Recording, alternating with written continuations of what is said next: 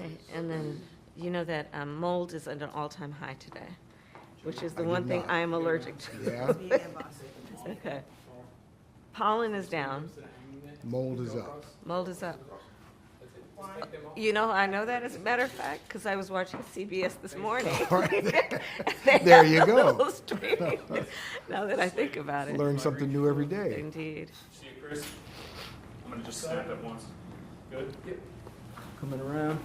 Done? Yeah. Got it on both? Okay, so we need to clear the background? Good, done? Yes. No problem. Just do what you need to do.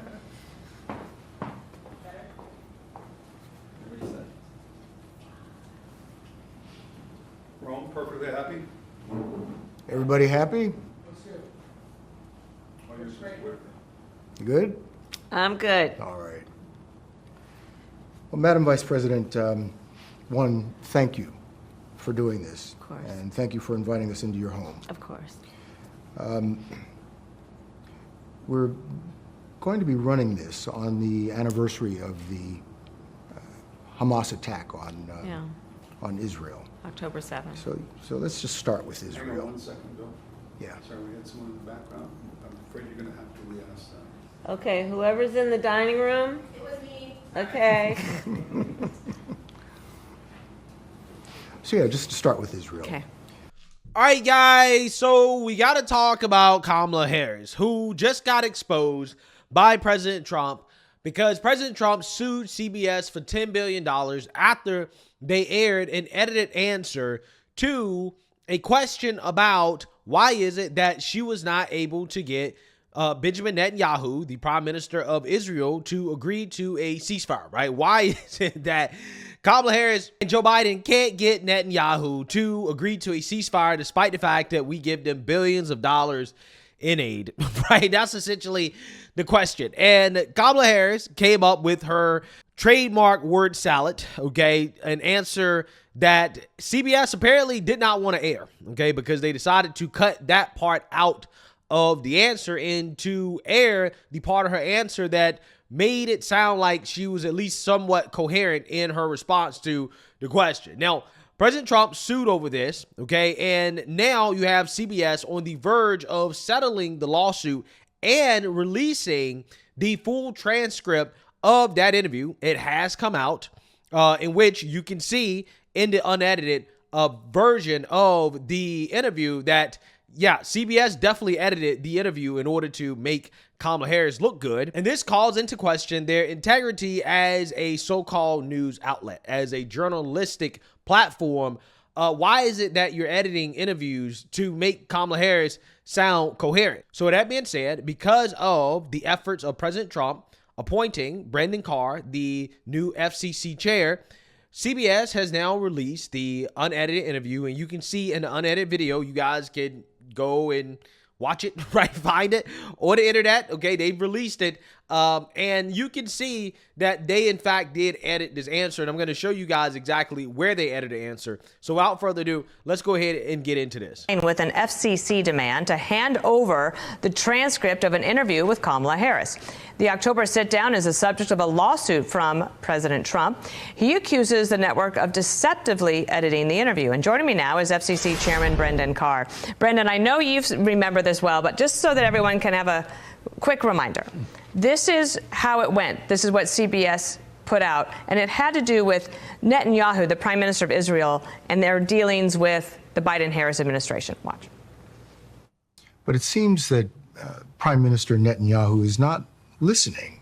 Well, Bill, the work that we have done has resulted in a number of movements in that region by Israel that were very much prompted by or a result of many things, including our advocacy for what needs to happen in the region. But it's Yeah, so that was the nonsensical answer, okay? And the internet called this out due to the fact that when this was aired on CBS, they edited that part out. That was gone. Now, this is the part of the interview that they did edit, and this was a part of Kamala's answer, but this came after the word salad. This is what she said after the word salad. seems that Prime Minister Netanyahu is not listening. We're not going to stop pursuing what is necessary for the United States to be clear about where we stand on the need for this war to end. Yeah, so you see that, you heard that. Now, I'm going to play a little bit of the unedited version of the interview, and you guys can decide for yourself. But this is what she said. Work that we have done has resulted in a number of movements in that region by Israel that were very much prompted by or a result of many things, including our advocacy for what needs to happen in the region. And we're not going to stop doing that. We're not going to stop pursuing what is necessary for the United States to be clear about where we stand on the need for this war to end. Yeah, so you see that, you heard that, okay? They edited out the part where Kamala Harris was making a fool out of herself, okay? And they left in the part about her talking about how she's made it clear where they stand on a ceasefire. But that wasn't the whole answer to the question, right? That wasn't the whole answer. That was the back half. That wasn't what she initially said. That's not how she initially answered the question. They edited it to make her appear to be competent. Brendan, could you explain to people what might have happened here and what you were looking for when you're asking for the transcript? Yeah, thanks, Dana. Great to be with you. It's hard to believe it's been just 2 weeks since inauguration. We've been hard at work at the FCC on President Trump's executive orders, including bringing down the cost of living. But on this particular one, look, I don't usually get out there talking about FCC investigations, but there was some leaks involving this on Friday and over the weekend, so I wanted to be clear about it. We have sought the unedited copy of the transcript and the video from this interview, and as part of an FCC investigation, there was a complaint filed under something called the news distortion policy, and that's a 50-year-old policy at the FCC that applies to broadcasters, so not cable like Fox News. And the policy says you can't, swap answers out to make it look like somebody said something entirely different. The classic case is if someone says yes to an answer and you splice in a no answer. Here, it's usually very difficult to make out news distortion complaints. You don't want the FCC leaning in too heavily on this. But here, as you pointed out, CBS played the same question on 2 different programs, and clearly the words of the answers were very different. And so what we've done is we're seeking out the transcript. It's due today, and I expect CBS to provide it by the end of the day to see what, in fact, was said as part of our own news distortion investigation. And then what could be the consequence from that? Well, look, there'll be the full suite of FCC options that are on the table that apply to any broadcast licensee. We obviously haven't made any decisions, but there's no way that the FCC can adjudicate this claim without getting a copy of the transcript. At the end of the Biden administration, my predecessor summarily dismissed this complaint, but I'm not sure how you can possibly do that without seeing the actual video to see what was the real answer. Was it edited? Was it, edited for clarity and length, which would be fine? Or are there other reasons why the editing took place? So we're going to take a look at that, and we're open-minded as to potential consequences. Will that transcript become public so that all of us can read it, or because of the investigation, do you hold on to it? I haven't made a final decision on that, but I do think that transparency here is incredibly important. I do think the American public ultimately deserve to see this for themselves. And what's interesting is CBS releases other transcripts. For instance, the Face the Nation interview recently with Vice President Vance, they released the full unedited transcript there, but for some reason they haven't done that here. And we'll soon see why at the FCC. Again, their response of the video is due today, and I expect them to comply. Yeah, so they did, in fact, comply. Now, the reason why is obvious, is because they wanted Kamala Harris to sound competent in the actual aired interview, right? So they edited out the part of her answer in which, again, she was saying things that were nonsensical. Okay, it didn't make sense. She was giving them word salads. They said, we're going to take the word salad out, which, again, I guess in their defense, they can say, oh, well, we did it for conciseness. But yet, see, this is why as a media outlet, you should err on the side of conservatism when it comes to these interviews, especially when you're talking about in the middle of an election season. You should be as transparent as possible, and you can release your edited version that you want for the TV, but you also should release the unedited version, right? You should release both. Release both. I can get why you would want to cut it up for an hour-long program, because they didn't just talk about the Kamala Harris interview in the aired program. They also discussed other things as well, too, about Tim Walz and other stuff. So I get that, right? But you should probably release the whole thing so that people can see, okay, what did she say throughout this whole interview, right? Just for transparency purposes. And that's what all these news outlets should be doing. Every single last one of these interviews that they do with high-profile public figures, whether that be a rep, a senator, the president, the vice president, whoever, right? They should release the whole unedited interview, right? Everything. That way you don't have to worry about this type of stuff. Why wouldn't you release the whole interview? I don't get it. I don't understand. If you're truly a journalistic news outlet, but these outlets are not journalistic, right? They're not news. They're propaganda. And when you're a propagandist, you're going to conduct propaganda on behalf of the people that you want in power. So, I mean, this is not the first time we've heard of this. Look at the DOJ and Joe Biden. Republicans have been asking the DOJ, hey, release the audio tapes, the recordings, the interviews of Joe Biden when he was being investigated. Nah, they wouldn't do it. They wouldn't do it because special counsel Robert Hur made it clear that, yeah, Joe Biden was losing his mind, right? He was struggling. And they didn't want the American people to hear that Joe Biden was struggling, that the president of the United States was mentally struggling. So, this is just a part of how the mainstream liberal media conducts propaganda. That's it. That's what's been exposed here. Their tactics are being exposed. Brendan, just one other topic and a quick question. You have sent a letter to NPR and PBS saying that you're concerned that the broadcast could be violating federal law by airing commercials. What is happening here, and what's the next step? NPR and PBS, they're different than regular broadcasters. Every broadcaster has a public interest obligation.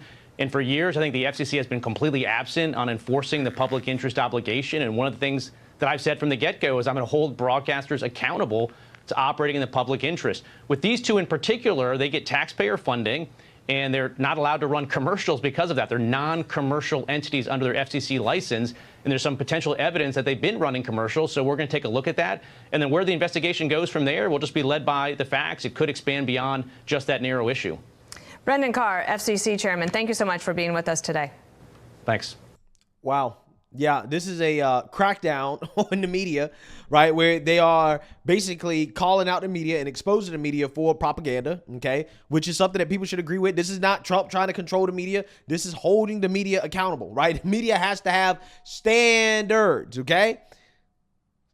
And that's what's happening, right? More transparency, which apparently is something that really scares the bureaucrats, right? It's pretty hilarious how that works. So with that being said, if you didn't think it was bad enough for Kamala Harris getting exposed as an absolute failure, a loser, Joe Rogan has responded to Democrat operatives coming out here and trying to blame him over the fact that Kamala Harris did not do his interview, which a lot of people suggest is part of the reason why she lost. She missed out on a huge opportunity. And according to the operatives, Kamala Harris was stunned. She was devastated, traumatized when she saw that Joe Rogan and President Trump did an interview while they were trying to get Joe Rogan to do an interview. At least according to them, they wanted to do an interview so badly that they held the Beyonce concert in Texas. The whole point of doing the Beyonce concert in Texas was to get close to Joe Rogan to justify doing an interview with him. Okay, so the Beyonce concert was to interview with Joe Rogan. But yet Joe Rogan was stiffing them. Joe Rogan was making it hard for them to do the interview. And essentially, they're trying to make it seem as if it wasn't Kamala's fault. But Joe Rogan has come out here and saying, no. Actually, I was very open about trying to get them to come interview, but they had a whole bunch of ridiculous and unreasonable demands that basically killed any shot of an interview happening. So without further ado, let's get into it. I guess it's probably a good time to talk about this. There was a thing that came out recently. There was a book. There was some book about the Kamala Harris campaign where they talked about her getting on this show. And they said a bunch of things that weren't true. They talked to, supposedly talked to like 150 different people about her and, what happened with her coming on the show. I don't know if it's 150. A lot of people. They didn't talk to us, and which is kind of crazy. And which is like... They didn't even ask, but they said things that just weren't true. One of the things they said that weren't true was that we lied about the day that Trump was coming on. No, we just didn't tell you that Trump was coming on. He was already booked a long time ago. This is how it worked. Which, you know, there's no issue with that. I don't see any issue with Rogan hiding the fact that President Trump was coming on. That's not something that Kamala Harris's campaign needs to know. All she needs to worry about is what day she can come on, right? That's it. Okay, and try to fit into the schedule. Because this is a opportunity for her, not necessarily for Joe Rogan. Joe Rogan doesn't need Kamala. Kamala needed Joe Rogan, which is hilarious. It's hilarious because the media claimed that Joe Rogan is a nobody. He's irrelevant. But yet they're mad because they perceive Joe Rogan as stiffing Kamala Harris. But it's amazing how when this story came out, the authors of this story, the researchers, didn't ask Joe Rogan for his side of the story, right? What happened, right? Because they're not interested in the truth. It was a hit piece designed to push propaganda on behalf of the Democrats to make Kamala look better. This 100% came from Kamala Harris. This is how the liberal media operates, guys. This is propaganda 101.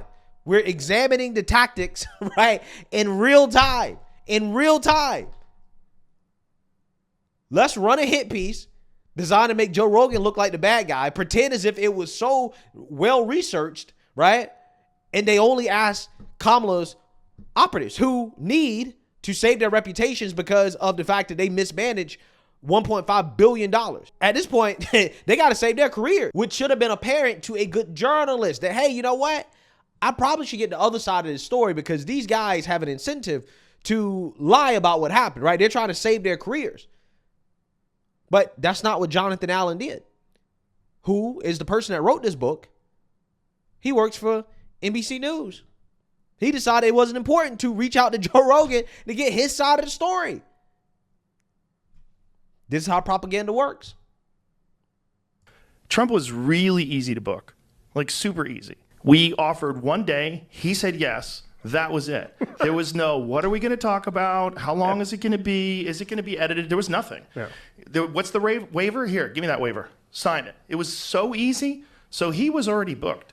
They never committed to doing the show. So all this talk, there was another thing they said that the reason why they did the Beyonce thing, the Beyonce event in Houston, was so that they could be in Texas to do my show. They never agreed to do the show. None of that's true. They never agreed. That's fucked. Yeah, it just sounds stupid, right? It just sounds like a stupid story that was concocted in order to save the careers of individuals who are being heavily scrutinized for running one of the most embarrassing campaigns in American history, right? Because again, they're getting a lot of backlash for not letting Kamala do the Rogan interview, at least not with all these stipulations. So now they made up this story that, whoa, we did the Beyonce concert to get close to Rogan. Because we were concerned about wasting money. If Kamala was just to go fly directly to Austin and just do the interview without all the BS, the donors would think that we're wasting money. They would be concerned. Again, coming from the same people that wasted $1.5 billion. They paid over $100K for Kamala to do the Call Her Daddy podcast, a degenerate podcast. They paid over $100K to make a fake set. They paid Roland Martin $250,000, Al Sharpton $500,000. But you couldn't spend money and take half a day for Kamala Harris to go do the biggest podcast in the world? Where she could have possibly got, I don't know, 30, 40, 50 million views. I mean, 50 million plus is what President Trump got. I can assume that Kamala would have got probably at least 10 million, right? Because I would have watched it. I think a lot of people would have watched it, right? To see how she would embarrass herself. Yeah, this story from Kamala's team, from the Democrat operatives, complete and total BS, right? That's what it is. Said that they sent someone down here to the studio to do a walkthrough of the set. That's not true. The Trump administration did. I mean, if they are trying to say that they, as in the entire federal government, well, I don't think the Trump, well, I guess the Secret Service is a part of the federal government. Maybe you can kind of get away with saying that because the Secret Service came down here for Trump and looked around that we sent someone down, but it was not. It was the Trump administration sent them down because they're the only ones that had a date to do the show. These people didn't have a date to do, they never agreed to do the show. This is really important. Even after Trump went on, They offered for me to come to D.C. and do a show with Kamala. But even then, it was the same deal. It was only like 45 minutes to an hour. And, you know, it was not on my set. And I said that, look, he did it here. We should probably do it here. Like, if it's possible to do it here. Obviously, when he did it, it had an enormous result. I'm willing to do the same thing for her. I wanted to release both of them on the same day. This was my goal. I was even trying to figure out if there was a way that I could do it. And I even offered to do it late that night. So the night that Trump came on, I'm like, what if we do her, like when she's done in Texas, if she came here? But no one ever committed to doing it. This is like really important because they keep pretending that I lied or I did this or I did that. They never committed to doing it. Well, we went through, I've got a whole, we have all the receipts, by the way. Of course. I have a whole list of conversations that took place. They never said she was going to do it. So this whole idea that we fucked her over and then we fucked her over for Trump, incorrect. Just not true. And yeah, so you seen that, you heard that. I think that Rogan should release the transcripts. Release the transcripts. That's what you should do, right? Full transparency. Humiliate Kamala Harris even more. Make sure that the world knows exactly how her team tried to duck and dodge this interview. And then turn around and lied about it. Lied. These people should be ashamed of themselves. I'm so serious. But again, guys, this is how propaganda works. What we went over in this show was literally how the propaganda is made, what they do. They're real sneaky about it, right? They're real sneaky. And all these outlets, they coordinate together to do the same exact thing. That's exactly what they do. So, hey, this is why independent media is becoming more popular. This is why people are turning off the mainstream liberal media. People not believing these hit jobs, these reports that they put out there in order to smear people. Yeah, this is why just normal, everyday people don't trust these establishment journalists anymore. So let me know what you guys think. Make sure you like, comment, and subscribe. Most importantly, share a Black conservative perspective. Peace.